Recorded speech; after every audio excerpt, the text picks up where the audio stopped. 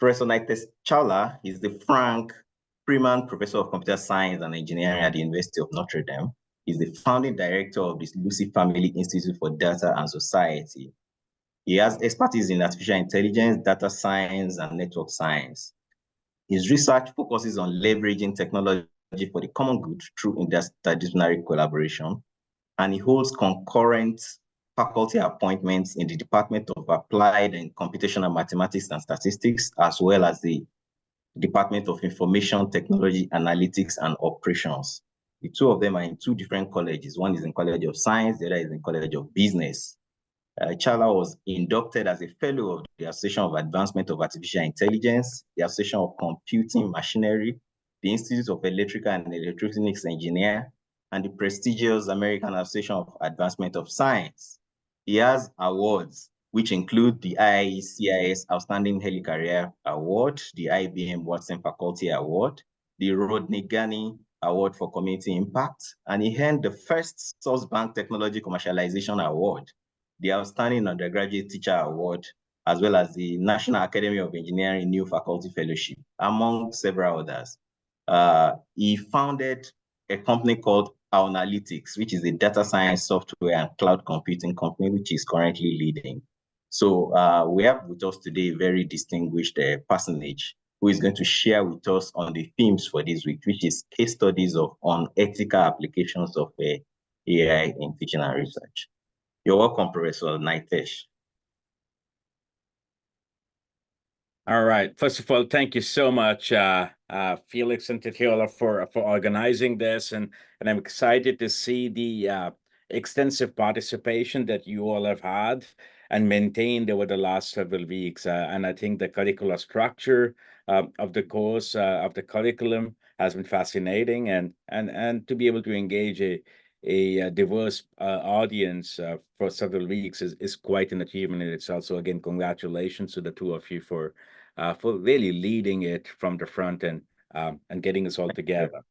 So I think so as I was asked by them to talk about unethical applications of AI or etc. And then what I'm going to situate the presentation today is sort of, we will look at certain case studies which make us think about what we could do different, what we could do better, what are some of the principles that we may apply from an irresponsible AI and inclusive AI perspective.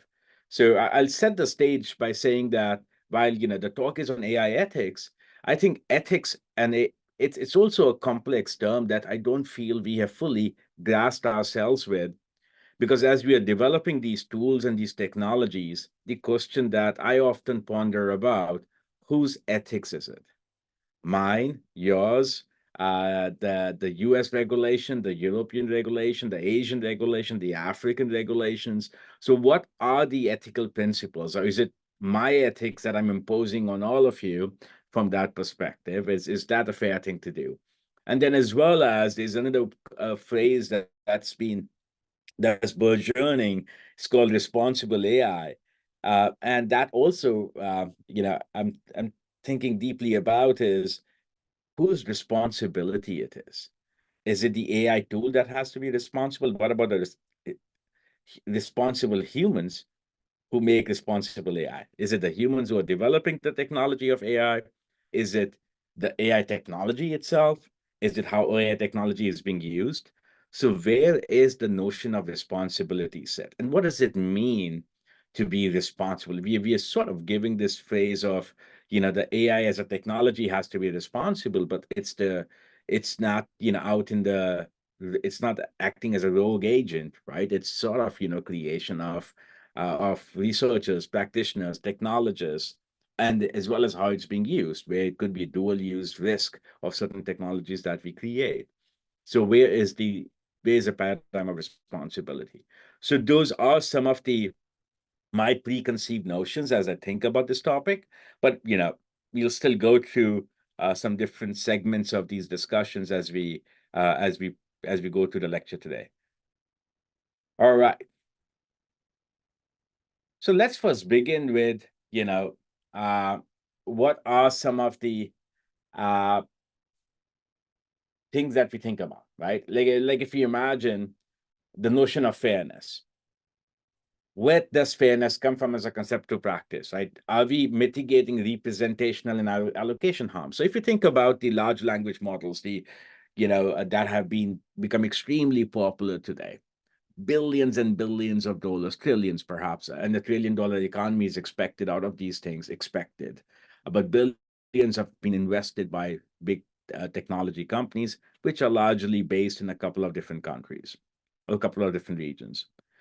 Now, having said that, and these large language models are trained on representative text that is generated, let's say they've been trained on the web and the text is largely generated in English, and historically has been generated by, it's also gendered, is also racially, ethnicity. It represents not a cross section of the society per se, because depending on as and when people got access to the internet, as and when even the content was created, as and when the content was published, etc. So if you have to sort of trace the history of the content, so to speak, as we think about these tools.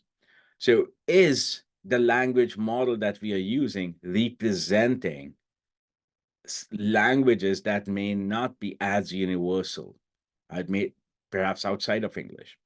Is it even representing the local nuances of the culture? It's not simple translation, because certain times that it's the context certain words are spoken in, are talked about, become important.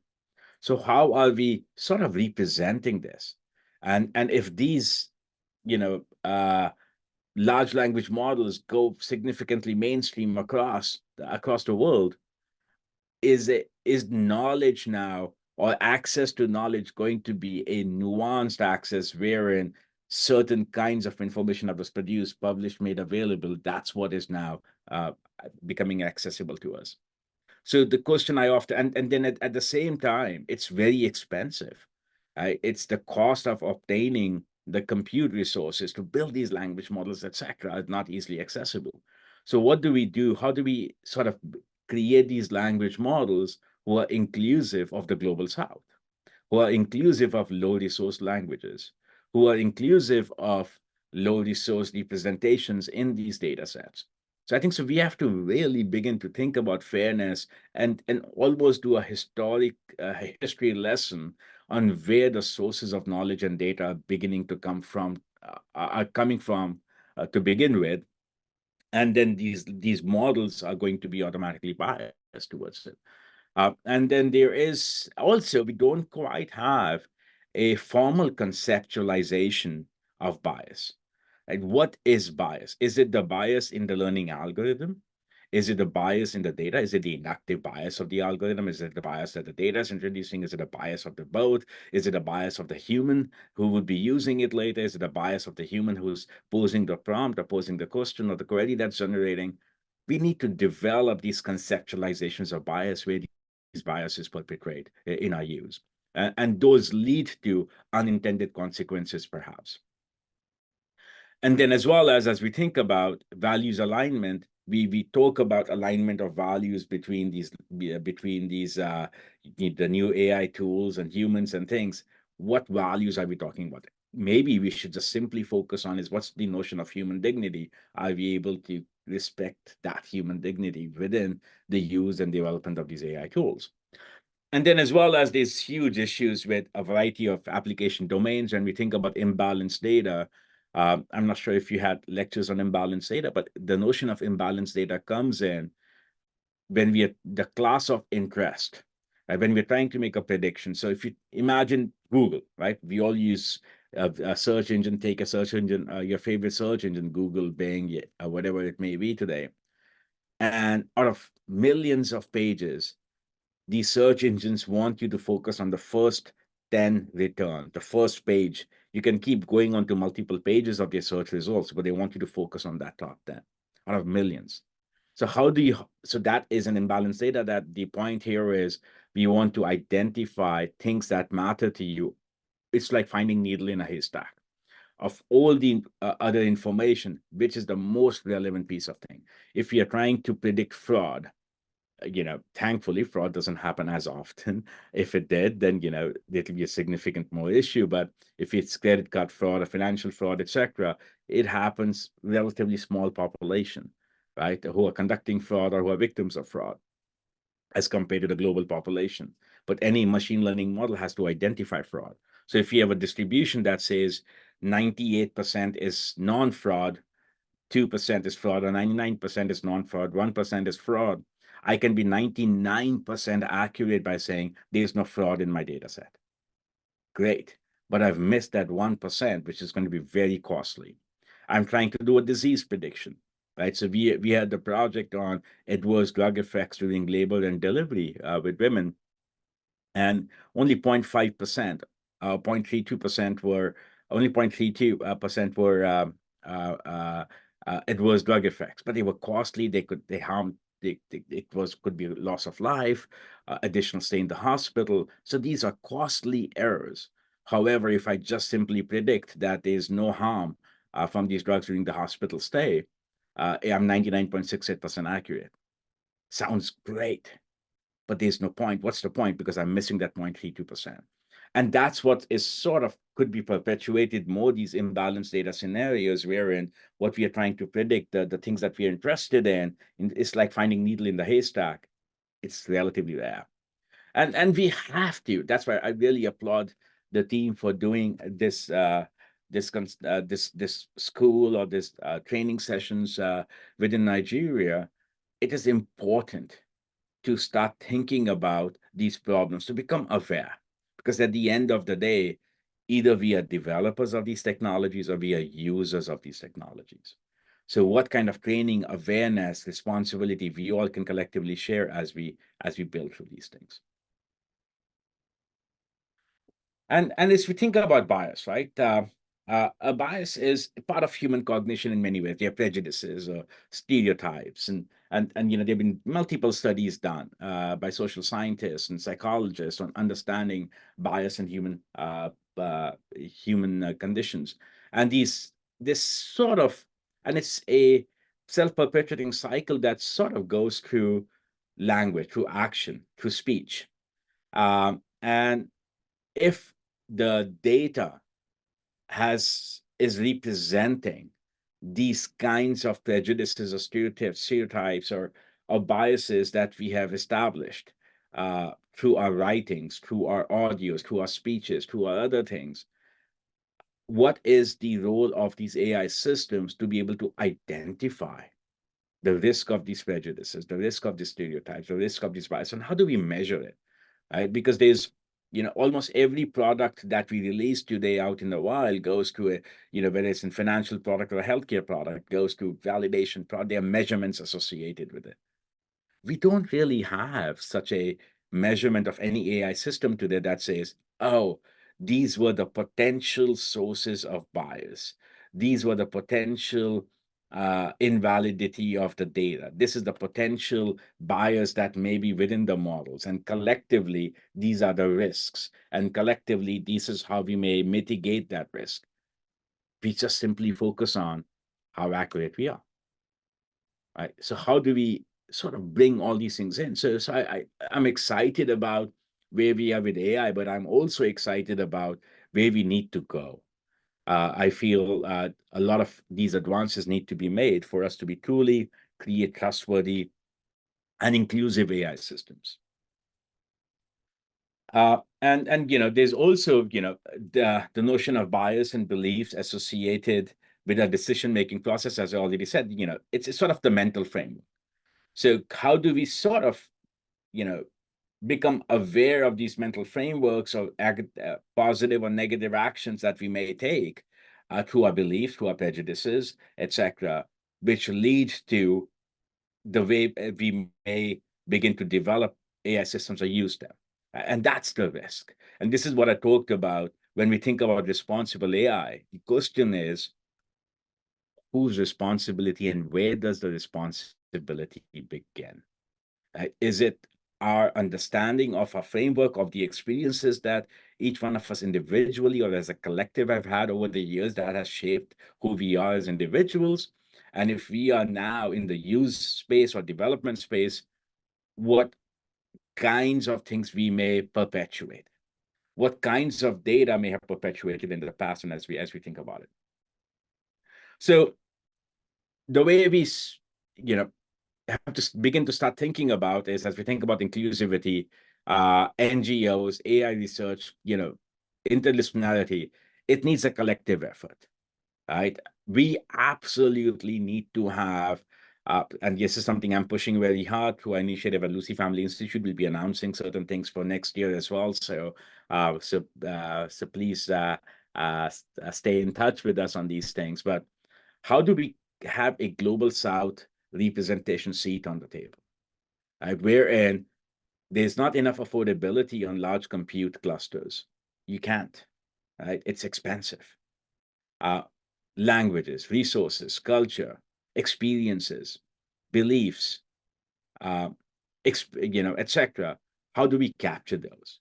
So we need to start building a more inclusive AI framework, awareness at least to begin with, before we start developing systems that are responding to it.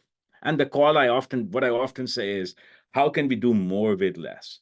Because the answer isn't in I'll throw more data, I'll throw more compute.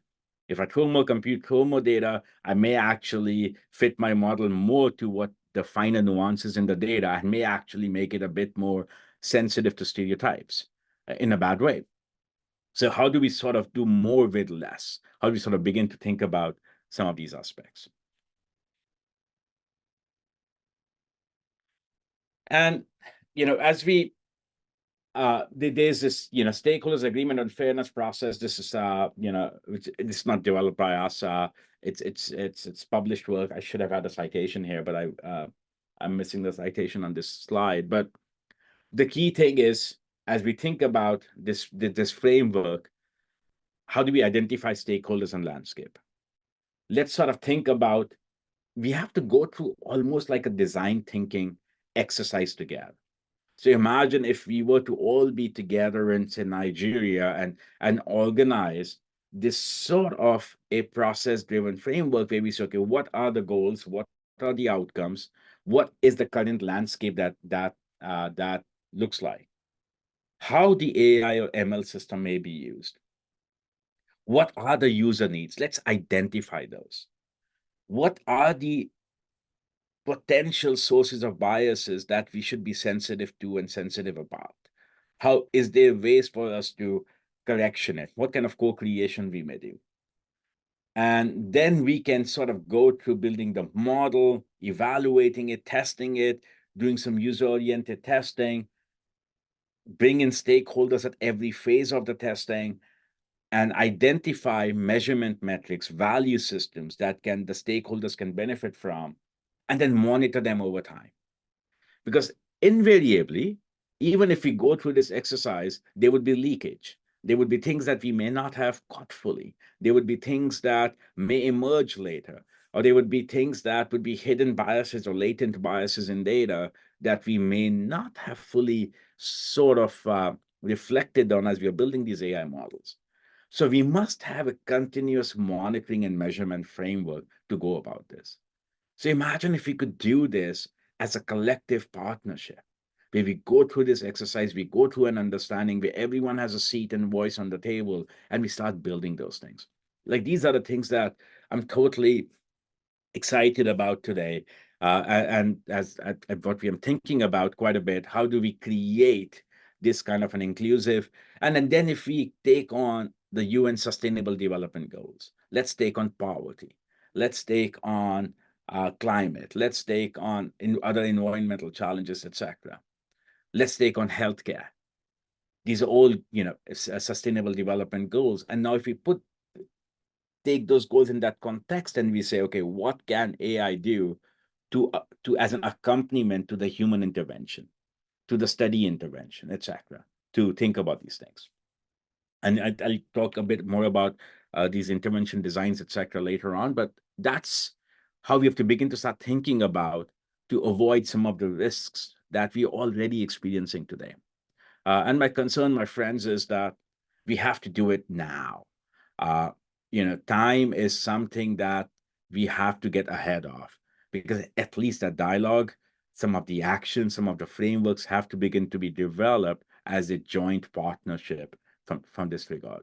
Again, at the Lucy Family Institute for Data and Society at Notre Dame, we are fully committed to this, and we are building on these ideas. As I said, we would be announcing certain initiatives into the next year around these topics. And then I'll give you some use cases and applications, right? So this one here, right? How many of us think this this image here and the WhatsApp messages are real or fake? If you think it's fake, raise your hand.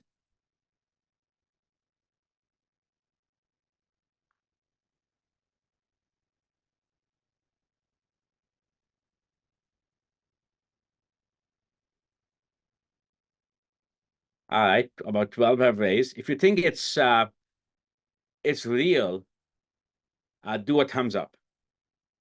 If you think it's real, do a thumbs up.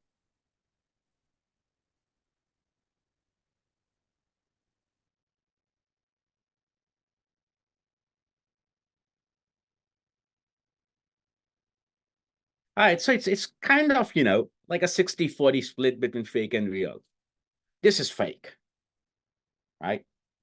Imagine the risk of this now, right? Wherein I can fabricate evidence, I can present it in the court of law, and now the court of law has to rule based whether, first of all, whether this evidence is real or fake before anything else has to be done.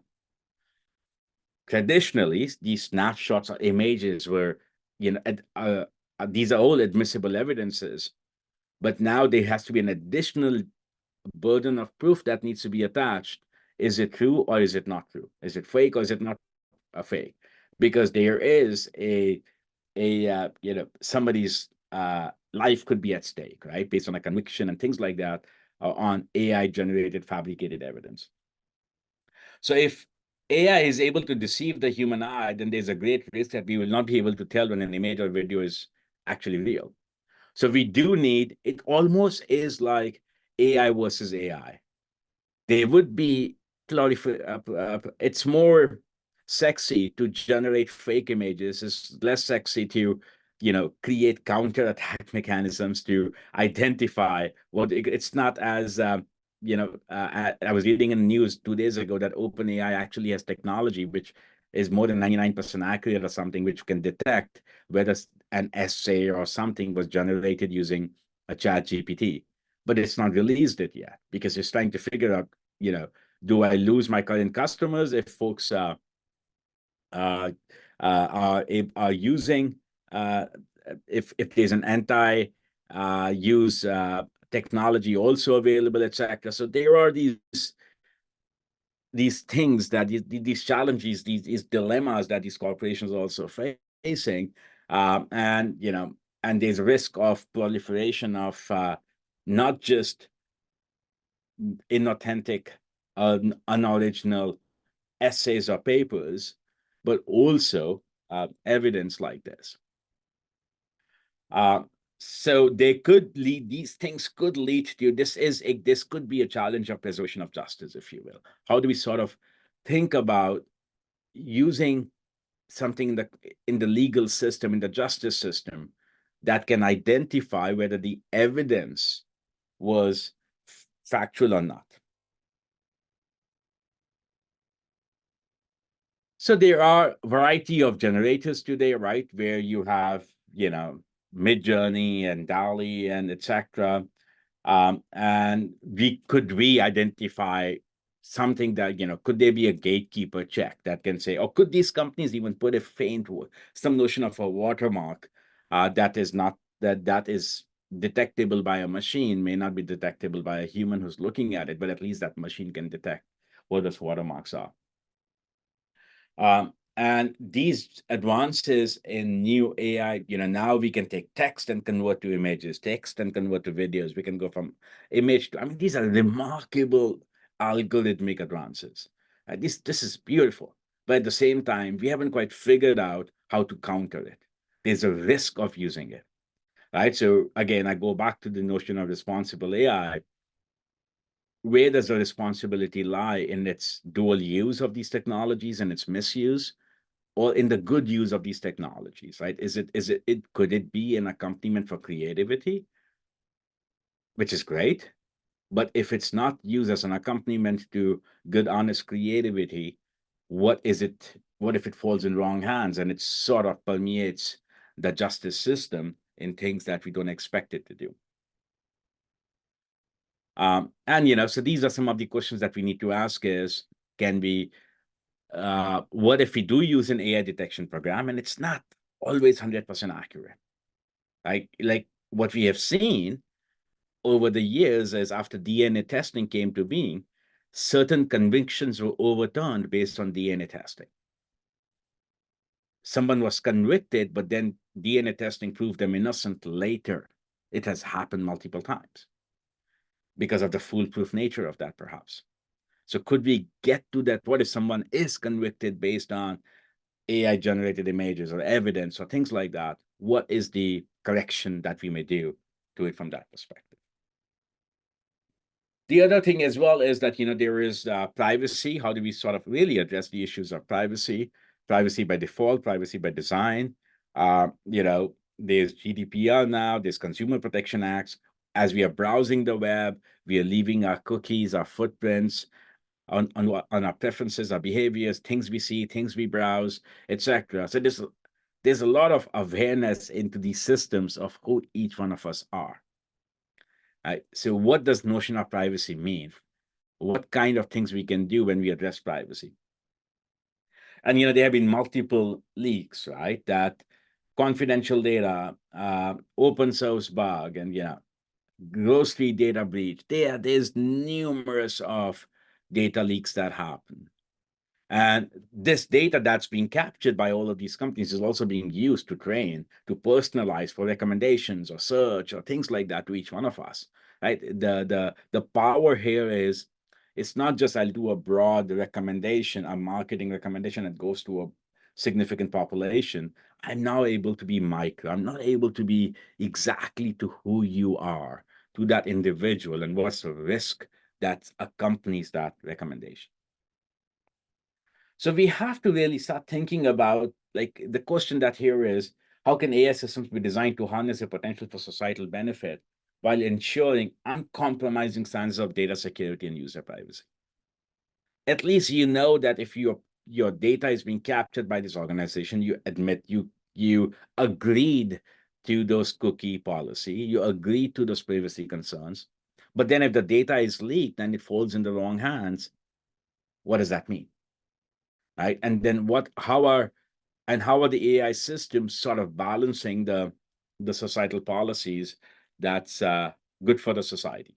So we really have to think through these things. We don't have answers or systems or in place fully as yet, but these are the things that we really need to think about, otherwise there's a risk that we all collectively can face. There are examples that are available on discrimination and bias and hiring algorithms. And of course, there's deep fakes and fake news that is available. There's algorithmic manipulation of social media feeds. That has happened, especially with the election seasons. And there's a risk of creating these algorithmic echo chambers where what I see, how I see, who I see on my social media will influence me. And if I'm flooded with that kind of an information, does it sway me in my thinking about one versus the other? Am I now, as a voter, more in the mob mentality of a collective mindset than an individual mindset, where I assess, evaluate information and facts versus I'm now assessing, evaluating whatever is fed to me in my social media streams? So I could be manipulated, right? I could be more vulnerable to external sources of information, and that could change me from one direction to the other direction in voting. So this is absolutely needs to be done, wherein there's polarization, there's a risk of societal divisions and things like that. How do we sort of put gatekeepers to these things, to this algorithmic manipulation, if you will? And there's also some risk of, there's folks who are talking about that, automation in manufacturing and service industries could take over jobs, etc. So I think the challenge that we have here is that, yes, that may happen, but over the period since Industrial Revolution, we have seen machines overcome take over some human jobs. What kind of alternate economies, what kind of alternate job situations, what kind of alternate training that we can offer such that individuals are not displaced? Right? There's a risk, but I think with all of these awareness of these risks and these challenges and uses, if we can start to create some countermeasures as we sort of embrace this, and that to me is a collective challenge as we face about AI ethics or inclusive AI responsibility, and things like that. So finally, what I'd like to talk about is that as we think about the notion of beneficence of AI technologies, there is historically, right? We think about, we have two duties. We have a duty of non-malfeasance, that we would not conduct interventions or things that are expected to harm others. That's a duty. And then there's a duty of benefit maximization as well, that whatever interventions that we may conduct, they must provide the greatest possible benefits to the populations at large. So if those are our two duties that do no harm, but provide as much maximum benefit. And so this principle of beneficence from Bellman reports that says that if people are treated in an ethical manner, not only by respecting their decisions and protecting them from harm, but also by making efforts to secure their well-being, such treatment falls under the principle of beneficence. It's beyond charity. It's beyond kindness. It's about do no harm and maximum possible benefits and minimize possible harms. So if we think about AI tools, do we have these ideas of beneficence attached to these AI tools? Where one is maximize benefits and do no harms. And they often conflict as well, because even if we think about, prescription medicines, vaccinations, etc., this FDA, the food in the United States, or CDC in the United States provides, does testing and everything else. And then with every medicine that we take, or if we say, oh, there's these side effects. With some, there may be a marginal risk of dying with these side effects. However, broader society benefits from it. So there is a notion of beneficence attached to these tools that are affecting individuals at large. With AI as well, where we can go down to the individual level, could we sort of say as a collective, is there a measurement? Is there a metric that will allow us to say that I'm following the principle of beneficence, where I'm maximizing possible benefits and the harm is minimized? Maybe goal is to get zero, but if it's not zero, what is that acceptable, range of side effects, if you will? And how do we make it aware, right? When we go to a physician or a pharmacy, we get, at least in the US, we pick up a prescription medicine and there's a leaflet that goes that says, oh, these are all the side effects, blah, blah, blah, blah, blah. At least I'm aware. And I'm taking that medicine with that knowledge. So could we create that, okay, this as a technology has this maximization of possible benefits, but there could be some harms that could be attached to it. So that's where I sort of leave. I know we only had 30 minutes for the lecture and the 15 minutes for Q&A. So I would leave I'll end my lecture here. I've gone over by a couple of minutes, but I'd welcome any questions that you may have. So thank you again.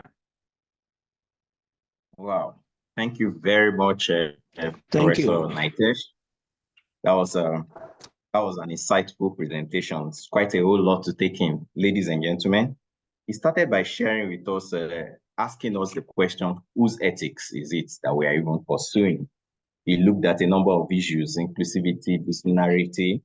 He also considered a whole number of it. He said, how do we create an inclusive AI system within our context? He asked, how can the Global South contribute to AI state of the art and societal impact? How can we do less with more? That's a challenge that he threw at us. Do more with less. Sorry. How can we do more with less? Thank you very much.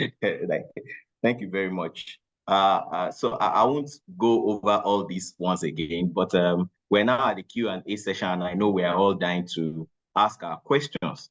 I have one hand up, Abdul Amidu. I have Flavius. Please, Abdul Amidu, could you Okay, Prof, thank you for that presentation. please, before you ask your question, just ask the question. We've had the presentation. We all had it. Just ask the question. Okay? Thank you. Thank you very much. Thank you. Yeah, my question is on the ethical side. We are battling with how to even assess the AI, because most of them you have to pay in the third world countries, especially Nigeria, and in dollars or pound sterling and the rest of them. So now I'm just asking the professor, first of all, whose ethics for maybe a third world country? And then secondly, uh, does it think that we can also be able to produce our AI at this very level? And how ethical is it, for example, for a student to go ahead and do something on AI when even his lecturers have not even gotten the access? What is the possibility of him not scaling through? Thank you very much. Now, Abdul, these are all three are great questions. So the first one, when you mentioned whose ethics, I think, that's for, within the African context, as you asked me, that's for you to help define. That's why I feel that that stakeholder seat on the table as we develop that co-creation mechanisms is very important. And then as well as, I think the basic principle is if we could, like in the Bellman report says that let's treat people with utmost human dignity, right? We're a Catholic university. If you just think about the principles of Catholic social teaching as well, what does that mean from a human dignity perspective? So let's treat each other, let's the way we want to be treated. And the second question was that how do you within in Africa may develop these systems? This is where it comes to do more with less. The cost of procuring systems, etc., is going to be costly. So is there an innovation that comes from the universities or corporations, etc., that are represented on this call to say, hey, we could develop these things locally with what limited resources we have? Oftentimes, limited resources also create biggest innovations, right? To address to have a more representation of the the culture, the articles, the languages, the spoken pieces, the audio pieces that may not be represented today in these massive large language models. And the third is with the students. I think, yes, there is a risk because there's all these tools that are available, right? And this is excitement about I can go code and build these systems quickly now. You're absolutely correct that this kind of a training has to be part of our curriculum. How do we make sure that the students, as they're learning the basic AI concepts, are also learning about the risks of it, the ethics of using it, or their responsibility in developing and using it, etc. So how do we sort of begin to think about those things as part of a curricular experience? We have this program at Notre Dame that we run at the Lucy Family Institute. It's called Interdisciplinary Training for Socially Responsible and Engaged Data Sciences, where the students who are engaged in that project, even before they start doing their data science project, they go through a data ethics class, they go through design thinking class, they work with stakeholders. Their first two chapters are writing what is the problem, what are we trying to solve, and their second chapter is what are some of the risks, ethical considerations we must be aware of before we write a line of code to do this work. And so those are the things that have to sort of come together, Abdul. Thank you very much. I will just take the next set of questions together. Okay, Flavius, please, Flavius and Kubli. Thank you. Thank you, sir. I'll go straight to my question, Prof. Thank you. I want to pick on your statement. How can we do more with less? Looking at the existing gap in digital literacy, especially as it has to do with AI, and the speed with which this technology is being introduced into our educational system, where most of us educators are still trying to catch up. How do we really bridge this gap? Thank you, Prof. Thanks for the opportunity. I'm just wondering if at this point of our use of AI, because I must say that most of on this side of the globe, we're just really getting into it. Is there a possibility of actually stepping aside first to be able to ensure that all these ethical concerns are taken into consideration? Is it again possible? Because as we are going deeper, we are seeing that the biases are just there.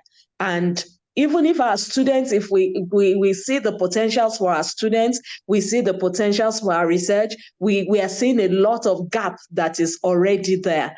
Is there any possibility of stepping aside and making policies? What I mean is that making policies, maybe institutional or guides, things like that, that would say, okay, before you can ever use this AI for, is it teaching, research, is it this is what you need to go through, this is what you need to know. Would you think that would be a good way? But I know people will short circuit that system, but at least if there's something on ground, we know how to. I don't know. I hope you got the question. Thank you. Okay. Let's just take the third one, then we take this cluster together. Wasila Sada. Thank you very much, sir. Good afternoon. Thank you, Prof, for your presentation. Mine is not actually a question, sir. I want to urge the organizers. This is a very, very eye-opening program and very, very timely. So I just want to beg, sir, if we can do more of this, because I know that most of us, probably 90% of all of us, are just getting to understand this technology and the implications about using it. So I just want to urge us, I want the organizers, please, if you can do more of this kind of orientational programs. Then secondly, also, sir, regarding one of your, while you were presenting, you were saying we should do more of researches, we should present journals on this AI and the implications of using the AI. Now, sir, we have this peculiar problem in Nigeria. Most of us generally have issues with research. You want to research, our researches are not funded. And like you said, we have little resources to undergo research, meaningful researches. Please, is there any plan you have in your institution where you can, maybe in the form of a collaboration, do researches with us or also, sir? Thank you. All right. Thank you very much, Wasila. So, Professor Nitesh, I think you can take those three sets of questions together. Yes, Thank I you, think sir. those are absolutely related. So thank you again, Felix. Somehow you predicted that they would be related to each other and you packaged them together. Yes. Felix may be an AI system he's personalizing. I'm getting worried. So I think so. So first of all, great questions, and I think all three are excellent questions. One was, and the way sort of I would put them together is that the more with less, and then African research systems, the access to data, what can be put aside? How do we sort of begin to make progress? I don't believe that we can put aside the progress on large language models and generative AI that's being done within, the global north, if you will. Right? That's moving forward. Like big companies, big corporations have invested lots of dollars, and they have to see return of investments and things like that. And if you think about it, right, that if those investments don't pan out, then there's effect on dividends, there's effect on markets, there's effect on other things, and that has unemployment, that has other things as well, right? So those things are, this is where the notion of beneficence comes in, what it is.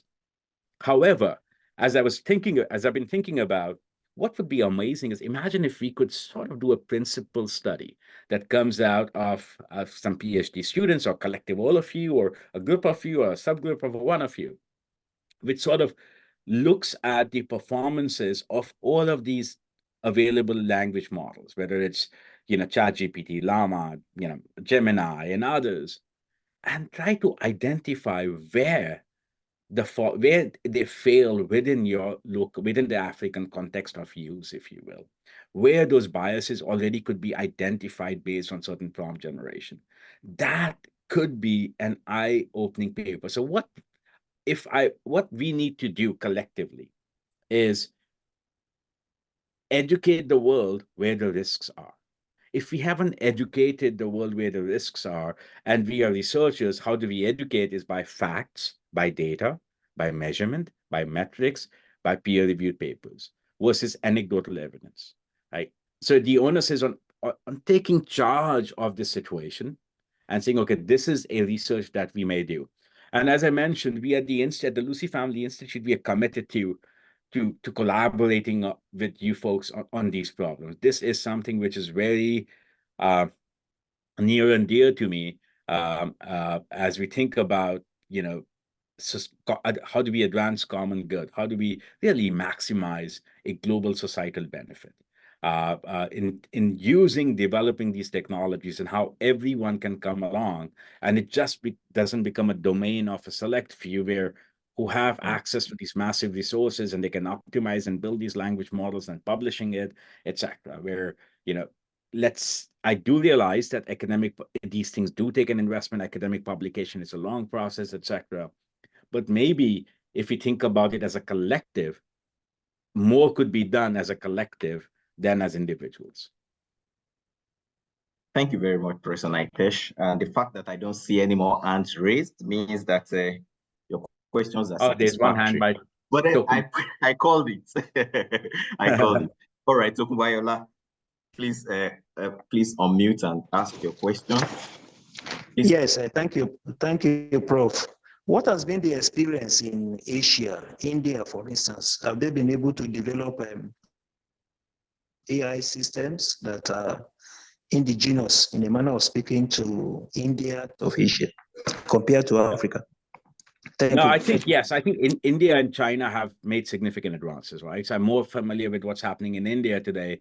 There was some, I was reading somewhere in the last couple of days or earlier that within a certain state, they are able to capture voice recordings of different dialects. Like Google AI for Good has a project over there, right, where they are collecting recordings. And there's also a very local innovation sector within India where they are capturing different languages. And because India is a complex country, even though it's with so many different languages, cultures, dialects, etc. Right. And I remember when I was in college and I would have friends from different states in India, if they would say a joke to each other in their language, they would laugh out loud. Then I'll say, hey, tell me, it sounds really funny. And then they'll translate it in my language. I would say, what was funny about it?